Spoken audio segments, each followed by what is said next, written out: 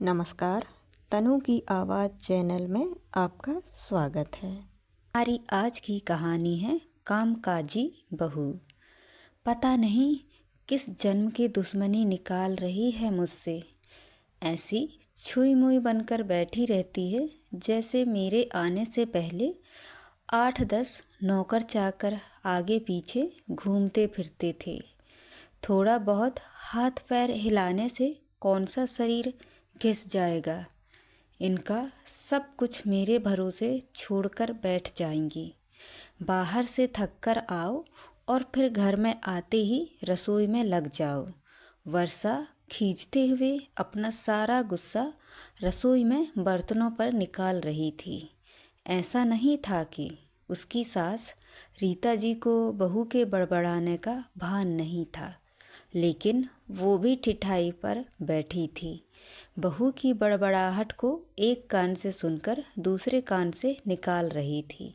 वर्षा एक पढ़ी लिखी लड़की थी। उसका सपना था कि वो अपने पैरों पर खड़ी होगी। उसने नौकरी के लिए कई जगह आवेदन भी दे रखा था। इस बीच जब उसके लिए अनिल का रिश्ता आया तो उसने साफ साफ कह दिया था कि वो शादी इसी शर्त पर करेगी कि शादी के बाद उसे अच्छी नौकरी मिली तो कोई उसे नौकरी करने से नहीं रोकेगा। आखिर इतना पढ़ने लिखने के बाद वो घर पर नहीं बैठ सकती थी। अनिल और उसके घर वालों को इस बात से कोई आपत्ति नहीं थी कि उनकी बहू नौकरी करेगी, इसलिए दोनों तरफ से खुशी खुशी ये रिश्ता हो गया। शादी के कुछ दिनों बाद ही वर्षा का ज्वाइनिंग लेटर आ गया। जिस दिन वर्षा ने अपने ससुराल वालों से कहा था कि वो अब नौकरी करेगी तो उसकी सास रीता जी ने सारे परिवार के सामने कह दिया था, बहू नौकरी करे इससे मुझे कोई आपत्ति नहीं है। मैं ये भी नहीं कहूँगी कि वो पहले सारे घर का काम करे फिर नौकरी पर जाए, लेकिन मैं भी अब पहले की तरह पूरा घर नहीं संभाल सकती। मुझे सब कुछ मंजूर है, लेकिन मुझसे ये उम्मीद मत रखना कि मैं बहू को रोटियां बनाकर खिलाऊंगी। मुझे पता है कि अगर मैं एक बार इस भंवर में फंस गई तो जिंदगी भर नहीं निकल पाऊंगी। उस वक्त सबको रीता जी की बातें सुनकर हैरानी तो हुई थी। उनके पति ने तो ये भी कहा कि मुझे नहीं पता था कि मेरी सीधी सादी सरल पत्नी भी सास बनते ही अपना रूप बदल लेगी। लेकिन इन सब बातों पर रीता जी पर कोई असर नहीं हुआ। वो तो अपनी जिद पर अड़ी थी। खैर, वर्षा को तो नौकरी करनी ही थी, क्योंकि घर के थोड़े से काम के लिए वो अपनी इतनी अच्छी नौकरी तो नहीं छोड़ सकती थी। वहीं उसके पति और ससुर जी ने भी नौकरी की इजाज़त दे दी थी, तो वो फिर कहाँ रुकने वाली थी। इस समस्या का ये हल निकाला गया कि घर के कामों के लिए एक काम वाली और खाना बनाने के लिए एक कुक रख ली गई। खाना बनाने वाली सुबह और शाम का खाना बनाकर चली जाती। वर्षा का काम था ऑफिस से आकर बस खाना परोसना। यूं ही दिन निकल रहे थे। वर्षा की शादी को 2 साल हो चुके थे। अब तो वर्षा और बाकी सब घर वालों को इस रूटीन की आदत हो गई थी, लेकिन मुश्किल तो तब होती थी जब कभी खाना बनाने वाली छुट्टी ले लेती थी। ऐसा ही कुछ दिन इन दिनों से हो रहा है, जिस कारण से वर्षा खींची हुई थी। ऑफिस से घर आकर रोटियां बनाना उसे बहुत बड़ा बोझ लगता था। वैसे तो रीता जी इन दिनों में सब्जियां काट कर बना देती थी, लेकिन बहू के ऑफिस से आने के बाद रसोई में झांकती भी नहीं थी। उस समय वर्षा को अपनी बैठी हुई सास बहुत चुभती थी। वो बड़बड़ाती रहती और रोटियां बनाती रहती।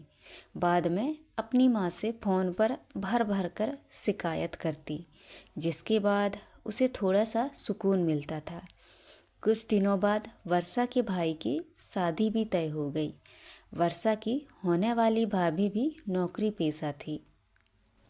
वर्षा की माँ ने सगाई के वक्त ही खुश होते हुए गर्व से कह दिया था, भाई मैं तो और सासों की तरह नहीं हूँ जो बहू के आने पर हाथ धरकर बैठ जाऊँ। जब अभी तक पूरा घर संभाल रही थी तो अब क्यों नहीं मेरी बहू को मेरी तरफ से पूरी छूट रहेगी। जब एक माँ अपने बच्चों को रोटियां बनाकर खिला सकती है तो बहू को क्यों नहीं खिला सकती। बहू तुम निश्चित होकर नौकरी करना, रसोई मैं संभाल लूँगी। वर्षा की माँ के उच्च विचार सुनकर उसकी होने वाली भाभी का पूरा परिवार और खुद वर्षा भी गदगद हो गई। वाह माँ, आप कितने बड़े दिल की हो। काश मेरी सास भी आपकी तरह होती। लेकिन मेरी किस्मत में ये सुख कहाँ। मेरी सास को तो बस हुक्म चलाना आता है। मुझे गर्व है कि मेरी माँ इतने खुले विचारों की है। अपनी चिड़चिड़ाहट निकालते हुए वर्षा बोली। कुछ दिनों में ही वर्षा के भाई की शादी हो गई और कुछ दिनों बाद ही वर्षा की भाभी ने अपनी नौकरी ज्वाइन कर ली। वर्षा की माँ भी अपनी बहू को हथेलियों पर रखती थी। सुबह उसका नाश्ता, टिफ़िन, फिर रात का खाना भी तैयार रखती थी। अपने हाथों से परोसकर सबको खाना खिलाती थी। उनकी बहू भी मम्मी जी करती हुई अपनी पसंद नापसंद बताती रहती थी, जिसे वर्षा की माँ बड़े चाव से पूरा करने में लगी रहती थी। खुशी खुशी दिन बीत रहे थे, लेकिन ये प्रक्रिया धीरे धीरे अब उदासीनता में बदल रही थी। वर्षा की भाभी को अब कुछ भी ना करने की आदत पड़ गई थी। एक दिन जब वर्षा फ़ोन पर अपनी माँ से बात कर रही थी तो उसकी माँ बस रो पड़ी। बेटा, मैं इतना करती हूँ तेरी भाभी के लिए, फिर भी उसे मेरी कद्र नहीं। अरे मेरी दी हुई छूट अब मुझ पर ही भारी पड़ने लगी है। क्या हुआ माँ, आप ऐसे क्यों बोल रही हैं? आप तो भाभी का मुझसे भी ज़्यादा ध्यान रखती हैं। क्या भाभी ने आपसे कुछ कहा है? वर्षा बेचैन होते हुए पूछने लगी। कुछ क्या बेटा, अब तो सब कुछ वो मुझे ही कहती है। ऑफिस से आने के बाद एक गिलास पानी के लिए भी मुझे आवाज़ देती है। नाश्ते में थोड़ी देर हो जाए तो मदद करने के बजाय गुस्सा होकर यूं ही बिना खाए चली जाती है। आखिर मेरा भी कुछ आत्मसम्मान है या नहीं? मैं तो उसके लिए बस काम वाली बनकर रह गई हूँ। माँ, ये तो बहुत गलत बात है। आप भाई से साफ साफ क्यों नहीं कह देती हैं? अपनी बीवी की लगाम खींच कर रखे। आप माँ हैं और आप माँ हैं, कोई नौकरानी नहीं। भाभी नौकरी करती हैं, इसका मतलब ये नहीं कि आप पर हुक्म चलाएगी। गरजते हुए वर्षा बोली। किस मुँह से कहूँ बेटा, पहले तो खुद मैंने ही आगे बढ़कर कुल्हाड़ी पर अपना पैर दे मारा, फिर शिकायत किससे करूं?